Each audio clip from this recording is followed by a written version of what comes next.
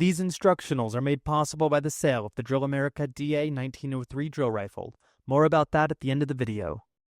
Hey drillers, my name is Adam Jupe, and in this video we're going to cover both the Statue of Liberty and also the single right shoulder toss. We're going to cover both of these in one video because the actual mechanics of the trick are the same. The only difference is how you catch it. So I like to start. This is going to be one of those first aerials that you do. And whenever you're approaching an aerial, I think it's really important to start with the catch as much as possible. So I'm going to show you how to practice this catch on your own, but it's also helpful if you have a friend to mimic how the rifle moves through the air so you can get used to this catch, right? This is going to make everything a lot more safe if you know how it's going to spin in the air, what it's going to look like, and how you're going to approach the catch. So we're going to start with the Statue of Liberty, as I think that most people find that slightly easier than the single right shoulder toss. So the Statue of Liberty, it looks like this. Okay, and you see there's a lot of airtime in it. And you also see that in that airtime, you have to kind of decide when to catch, how to catch, and where your hand's supposed to go for that catch, right? So let's practice just the catch here. How we're going to do that is we're going to mimic what the spin is going to kind of look like, just as best as we can. It's not perfect, it's not one-to-one, but as best we can. To do that, I want you to take your left hand. So you're at right shoulder, kind of want your arm, this nice 90-degree bend. Don't be down here already, right? You want to make that have a little momentum, right? So your arm's going to be this nice 90 degrees. Your left hand, I want you to take it and look at if you were wearing a watch. Check what time it is really dramatically, like right in front of your face. Okay, this is going to wind your hand up. Now, pull your elbow back and place the rifle into your left hand. All right, do you see my 4 fingers are on the sling? My thumb is around the backside. Now, the rifle can rotate freely. All right, so notice my left hand does not move. Don't let go. Don't move your left hand. So, you're at right shoulder. You're going to toss, and the rifle is going to rotate as such. Your right hand is going to catch it between the upper sling swivel and the upper band here, the stacking swivel. Okay? Around, catch. Get really, really used to this catch here. Pop. Notice that the left hand never has to let go. It never has to adjust. It just has to rotate so that I'm not dropping the rifle a bunch, okay? Now that we're good at the catch, we can start thinking about the throw. So this is a 1, 2, and kind of a 2.5 count. If you really lengthen it, you can make it a 3 count. 1, 2, 3. Okay, that's going to involve a little bit of a higher throw. We'll kind of get there. That's for team stuff, right? So if you're doing this as part of a team, usually it's going to be that 3 count as best you can. As a soloist learning this for the first time, we will take it by the numbers here. Okay, so that count 1 is just here. Now, I like to say that this is a lot like going for a hand pin, right? So your right hand is at right shoulder. Okay, it can be up here as well. This is an exhibition angle, as long as your elbow is tucked in. Okay, and then you're going to find your hand pin. Now you'll notice the rifle is at a slight angle here. This is very intentional. Some people bring the rifle out this way, and it's really difficult to get the right spin that way. Okay, but very important here is that your right hand drops to your side, bring a hand pin. Your left hand is away from the body. Okay, you should be able to fit like an apple or an orange under your armpit. Right? And the rifle is angled forward just a little bit. The reason this angle is important, right? If the rifle's straight up and down, and I push the rifle up, the rifle just goes straight up, straight down. But check what happens if the rifle's at a slight angle, and I push straight up. Do you see how the rifle has this natural inclination to turn around all on its own? By angling the rifle forward just this little bit, all I have to do now is lift my hand in a straight line. And the rifle takes care of the rest. All right? So that's why that angle is really important here. Now, let's talk about what that straight line looks like, because it's not going to feel like a straight line to you. So assuming your right shoulder's good, left hand comes across, arm's a little bit loose here. Okay? This straight line, don't think about straight lines. What I want you to think about So I want you to imagine that there is a fly, and it's going between your shoulder and your ear, and it's buzzing. It's right next to your ear. When a fly does that, your natural inclination is to swat it away. You're not swatting at your face, right? You're swatting straight up to swat it away. All right. When I do this, if you have like a lot of upper body strength, you only need to go to your shoulder. If you're working on building some of that upper body strength, you're going to go higher up to your ear. Okay. So 1 and 2 is that throw. So how you just touch your shoulder or brush past your ear, that's all you got to do. You don't need to focus about the straight line. You just need to get there as fast as possible. Again, this is an aggressive motion. You're really swatting a fly away, right? If you can feel it, you should be able to feel like some breeze as your hand crosses your ear.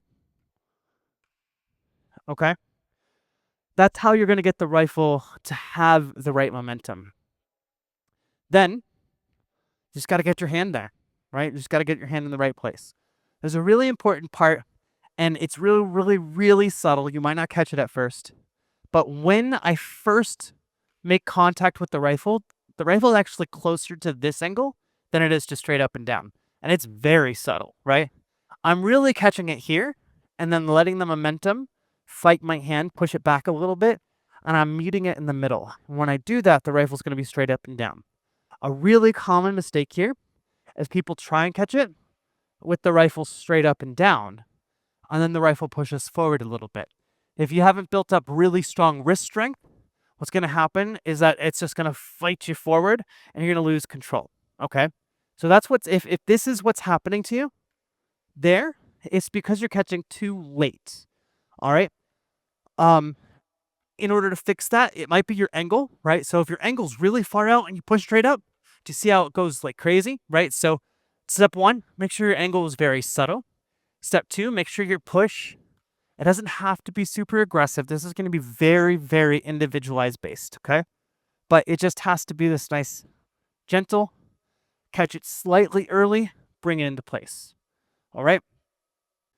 That is every component of the Statue of Liberty. Now, to finish the Statue of Liberty, right, this is not part of the qualification.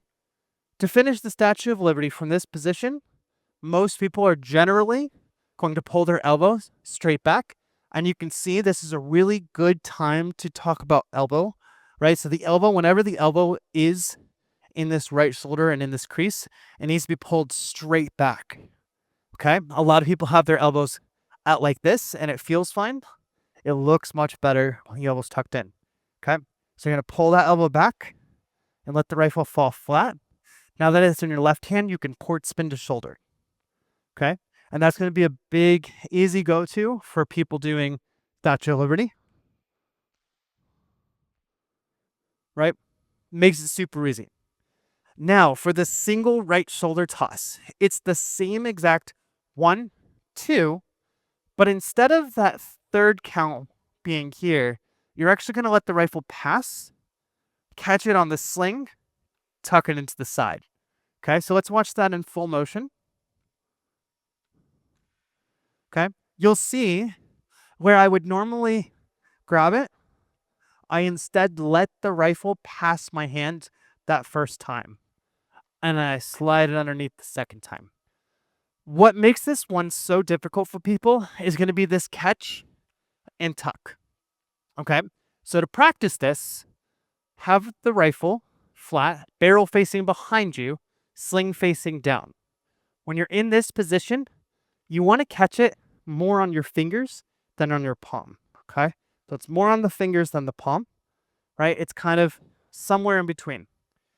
With your thumb and your fingers, you're going to push. And so you notice that the sling never faces this guy here, right? It's facing the ground. And as it reaches the point where I would show this guy, right, I turn it around and tuck it into my body here. And it's my right armpit that stops the momentum. My left hand is just there to meet it because I want to do like a spin out of it, right? So you miss that first one, catch it on the sling, tuck, left hand underneath. This is a lot easier to accentuate for teams especially. I really, really like this variant. A lot of teams choose to do Statue of Liberties because it feels comfortable, but the counts on this one, 1, 2, 3, 4, 5, 6, 7, 8, right? The counts on it make so much more sense for a lofty throw and a good catch.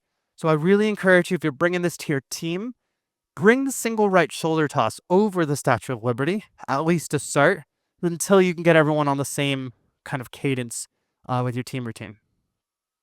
So that's everything. That's everything you need to learn about single right shoulder tosses and Statue of Liberty tosses. Thank you so much for watching. My name is Adam Jupe, and happy drilling. Hey, are you looking to own your very own drill rifle?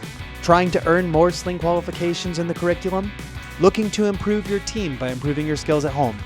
Look no further than the Drill America DA 1903 drill rifle, a drill rifle trusted by thousands of units worldwide. The Drill America DA 1903 from DrillDojo.com has been built from the ground up using feedback from world championship drillers, including myself. Bar none, this is the best fully assembled rifle that money could buy, perfect for teams and rising soloists. You can get one by clicking the link in the description. And now, the new DA 1903 features many new advantages over our competitors, including a metal barrel cap for safety, a removable bolt for protecting your rifle during exhibition phase, an NGA resin stock, better grip, an improved balance point, and metal that's over 3 times stronger than before. Don't believe me? Check out this durability test. After 18 triples over concrete, the only part that broke was the screw. No problem though. Unlike competitors with their mail-in order forms, the Drill Dojo allows you to buy individual parts online with ease. And if you're worried about your stock, your purchase comes with a multi-year warranty upon registration of your rifle on Glendale Parade Store at glendale.com. So, if you're looking to elevate yourself to help develop your team, check out the link in the description to get your very own Drill America DA 1903 drill rifle. Don't forget to get a Velcro adhesive sling with your order, great for safety by keeping the metal parts away from your hands. Thank you for being here, and I'll see you in the next tutorial. Happy drilling.